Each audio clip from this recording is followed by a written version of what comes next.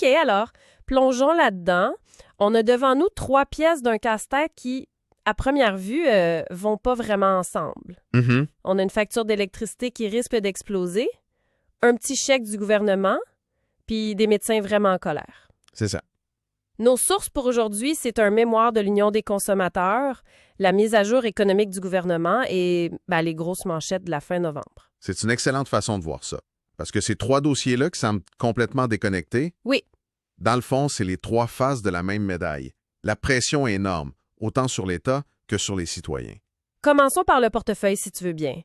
La première chose qui saute aux yeux, c'est vraiment une tension palpable autour des coûts de l'énergie. Exactement. L'Union des consommateurs, ils sonnent l'alarme face au projet de loi 69. C'est la grosse réforme du marché de l'énergie. Et ils y vont pas de main morte. Non, pas du tout. Ils parlent carrément d'un risque de choc tarifaire pour les ménages.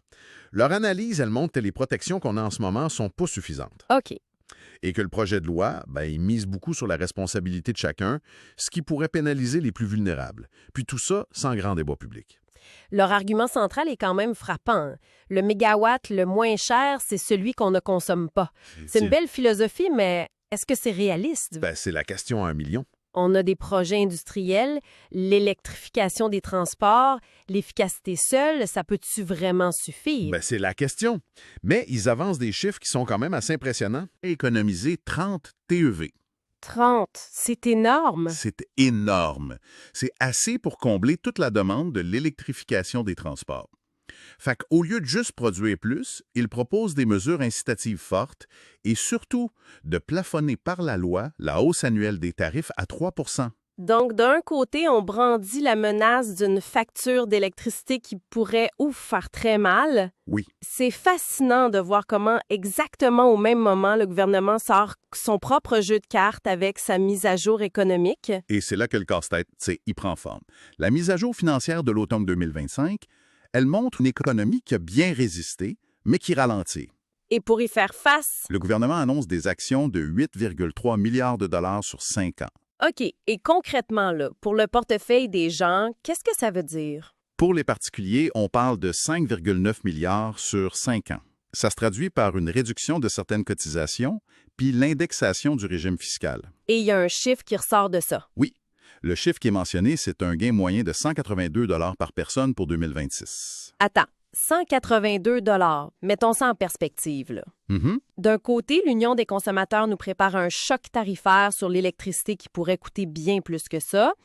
Et de l'autre, le gouvernement redonne l'équivalent de quoi? 2 ou 3 pleins d'essence? C'est ça. C'est un peu comme donner un pourboire avant de présenter une facture beaucoup plus salée, non? C'est exactement la tension qu'on observe. On donne un peu d'air à court terme, mais on ne règle pas la pression de fond qui s'en vient. 3e pièce du puzzle. Le système de santé, oui. Les manchettes de fin novembre 2025 sont assez explosives. On lit des mots comme « colère »,« la goutte qui fait déborder le vase ». C'est une véritable crise autour du projet de loi 2, celui qui vise à centraliser la gestion du réseau, à imposer plus de contraintes aux médecins. C'est pas rien. Non. Les titres parlent de médecins qui menacent de quitter le Québec. La Fédération des médecins omnipraticiens a même lancé une contestation judiciaire. Et c'est quoi le cœur du problème selon les sources? Dans le fond, les médecins de famille ont l'impression que la réforme, elle ne règle en rien la surcharge de travail et qu'elle ajoute plutôt une autre couche de bureaucratie. Alors là, le portrait est complet. On tire sur la couverte des 2 bords en même temps. Complètement. D'un côté, on essaie de soulager le portefeuille des gens avec des mesures à court terme. De l'autre, on s'engage dans des réformes structurelles majeures en énergie et en santé qui créent une résistance énorme. Et qui risque de coûter cher. Oui. Autant financièrement qu'humainement. C'est ça. C'est la définition d'un Québec à la croisée des chemins. Les documents nous montrent un gouvernement qui essaie de naviguer entre des impératifs contradictoires. C'est-à-dire? Alléger le fardeau financier immédiat des citoyens, tout en menant des changements profonds qui sont, par nature, déstabilisants et coûteux. En somme, les sources dépeignent une dynamique qui est presque intenable. C'est le mot. C'est une tension entre les gestes politiques pour calmer le jeu économique aujourd'hui et les préoccupations qui sont bien réelles des citoyens et des professionnels face à l'avenir. Ça soulève une question fondamentale, finalement. Dans un contexte de transition énergétique et de réforme des services publics, comment une société peut-elle équilibrer la nécessité de changements structurels souvent imposés d'en haut avec le besoin de protéger le pouvoir d'achat et